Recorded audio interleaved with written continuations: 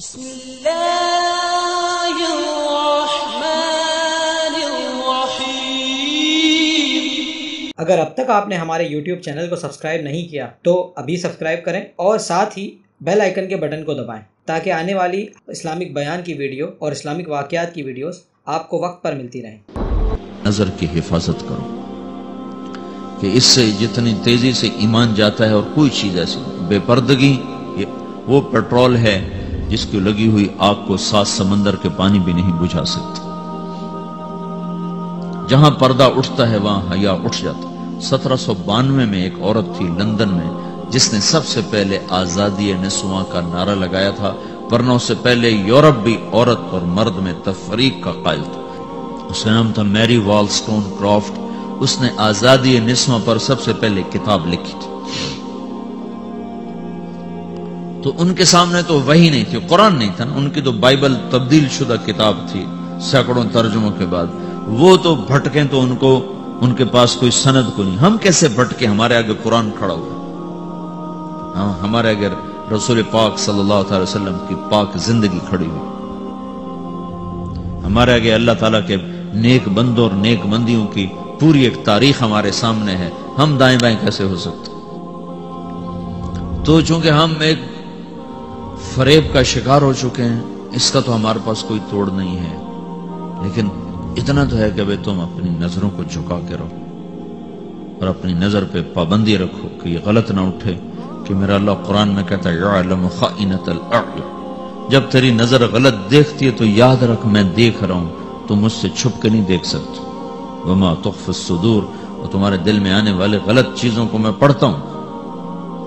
پھر اس طرح میڈیا کی یلغار ہے اور فحش فلمیں اور فحش سیڈیز اور فحش پروگرامز، یہ ایک سوچی سمجھی سازش ہے میرے عزیزو ہماری نسل کو برباد کرنے کی۔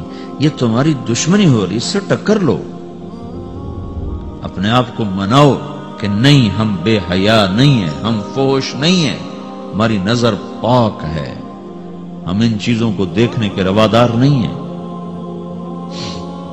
ایک عرب سردار اپنے پہلی صدی کا واقعہ 80-90 ہجری میں وہ گرفتار ہوئے ہیں اور ان کے ساتھ 10 ساتھی تھے، ان کو قتل کر دیا گیا۔ یہ ہیں حبیب، ان کا نام ہے حبیب۔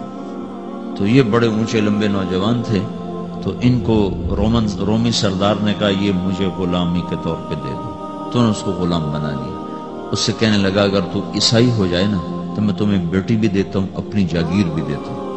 وہ کہنے لگا تو مجھے سارا جہان بھی دے دینا تو میں ایک پل کے لیے بھی عیسائی ہونے کو تیار ہوں۔ تو اس نے دیکھا کہ یہ اس طرح نہیں مانتے، تو اس نے ایک لڑکی کو تیار کیا اور ایک کمرے میں ان کو، ایک گھر میں ان کو بند کر دیا۔ 3 دن کا وہاں راشن رکھا اور کہا، اس لڑکی کے ذمہ لگایا کہ تم اس نوجوان سے بدکاری کرواؤ، جب یہ بدکاری کرے گا تو پھر سب کچھ کرے گا۔ 3 دن 3 رات وہ لڑکی سارا زور لگا بیٹھی، حبیب بن عمیر۔ تیسرے دن وہ پکار اٹھی، بھائی تو کیا چیز ہے؟ تو لوہے کا ہے یا پتھر کا ہے؟ نہ تو دیکھتا ہے نہ تو نے کچھ کھایا ہے۔ 3 دن 3 رات وہ لڑکی اس نوجوان کی آنکھ کا پردہ اوپر نہیں اٹھا سکی۔ تو وہ 3 دن کے بعد کہنے لگی تجھے روکنے والا کون ہے یہ تو بتا، من یمنعک منی، تمہیں کون روک رہا ہے مجھ سے؟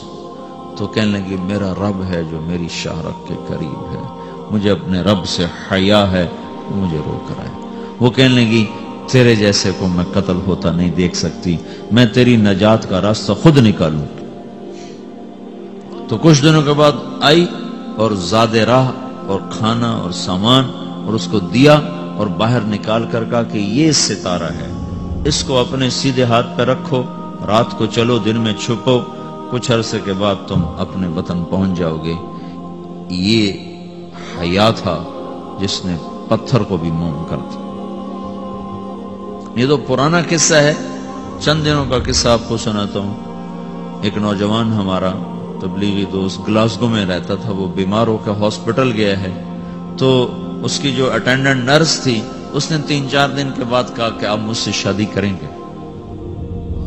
اس نے کہا میں مسلمان ہوں، تم کرسچن ہو؟ کہا میں مسلمان ہو جاؤں گی، اگر آپ شادی کر دو تو میں مسلمان ہوں۔ اس نے کہا تم کس وجہ سے مجھے یہ پیشکش کر دو؟ وہ کہنے کہ میں 3 دن سے تمہیں دیکھ رہی ہوں تو کہ تم نے ایک دفعہ بھی نظر اٹھا کے مجھے نہیں دیکھا، میں نرس ہوں، میری زندگی یہاں گزری ہے، میں نے کوئی نوجوان ایسا نہیں دیکھا جو لڑکی کو دیکھ کے نظر جھکا لیتا ہو، میں پہلی دفعہ اپنی زندگی میں کسی کو دیکھ رہی ہوں کہ جب اس کے سامنے میں آتی ہوں تو اس کی نظر جھک جاتی ہے، تو مجھے یقین ہو گیا تیرے اندر سچائی ہے۔ وہ مسلمان ہو گئی، اس نے آگے کتنی بچیوں کو مسلمان کیا۔ پھر اشفاق احمد صاحب مرحوم تھے، یہ ڈرامہ رائٹر، ان سے اچھی سلام دعا تھی میری، تو ایک دن مجھ سے کہنے لگے کہ میں تبلیغ کے کام سے متاثر ہوا ہوں انگلینڈ جا کر، پاکستان میں نہیں انگلینڈ جا کر، کہ میں ایڈمبرا میں پارک میں بیٹھا تھا، میری بیوی میرے ساتھ بیٹھی تھی، تو ایک جماعت آئی، انہوں نے آ کر اذان دی مغرب کی اور نماز پڑھی۔ نماز کے بعد 13-14 لڑکیاں بھاگ کے آگے آئیں ان سے بات کرنے کے لیے، تو میں نے بیوی سے کہا آؤ سنو یہ کیا کہتے ہیں، تو کہا ہم دونوں بھی پہنچے، تو جس نے جماعت کرائی تھی اس کو ایک لڑکی آگے بڑھ کے کہتی آپ کو انگلش آتی؟ جی آتی۔ کہ آپ نے کیا کیا ہے؟ کہ جی ہم نے اپنی عبادت کی ہے۔ تو وہ لڑکی کہنے لگی آج تو اتوار نہیں ہے، تو اس نوجوان نے کہا کہ جی ہم دن میں 5 دفعہ کرتے ہیں، صرف اتوار کو نہیں، روزانہ 5 دفعہ۔ وہ لڑکی کہنے لگی یہ تو بہت زیادہ ہے، آپ اس کو کیسے نبھاتے ہیں؟ تو اس نے اس کو جواب دیا، 2-3 سوال اس نے اور کے جواب دیا، تو کہنے لگی اچھا بہت مہربانی، اس نے سے ہاتھ بڑھایا آگے ملانے کے لیے تو وہ نوجوان کہنے لگا میں آپ سے معافی چاہتا ہوں، میں آپ کو ہاتھ نہیں ملا سکتا۔ تو اس لڑکی نے کہا کیوں؟ کہ یہ ہاتھ میری بیوی کی امانت ہے اور کسی کو نہیں لگ سکتا۔ تو لڑکی کھڑی تھی، وہ زمین پہ گر گئی، صرف اس بول وہ زمین پہ گر گئی، کھڑے کھڑے وہ زمین پہ گر گئی، اور وہ بچوں کی طرح رونے لگی پھوٹ پھوٹ کے، اور کہنے لگی وہ لڑکی کتنی خوش قسمت ہے جس کے تم خامد ہو، کاش یورپ کے مرد بھی ایسے ہی ہوتے۔ جس رب نے نفسیات بنائی ہے وہ اگر کوئی عورت کپڑے اتار دے تو اس کی نفسیات بدل جائے گی، چاہے وہ مغرب میں پیدا ہو چاہے وہ مشرق میں پیدا ہو۔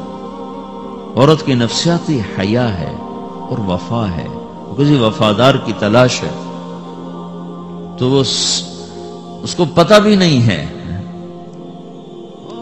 کہ مشرق کا حیا کیا ہے، لیکن وہ اس کو اللہ نے عورت بنایا ہے، اس کے اندر کی وہ نہیں مر سکتی چیز۔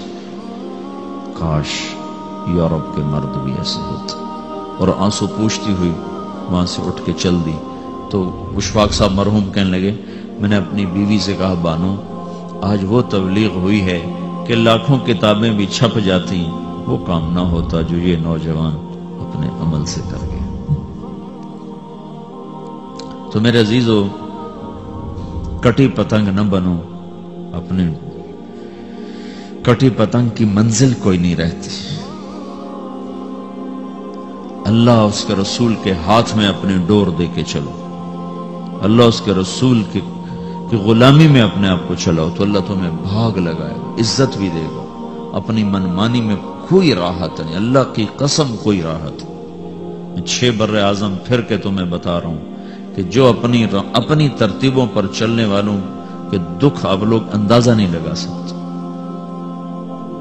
چلنا ہے تو اللہ اس کے رسول کی زندگی کو اپنا کے چلو، اللہ تمہاری دنیا بھی سکھ والی بنائے گا، آخرت بھی سکھ چین والی بنائے گا۔ محمد رسول اللہ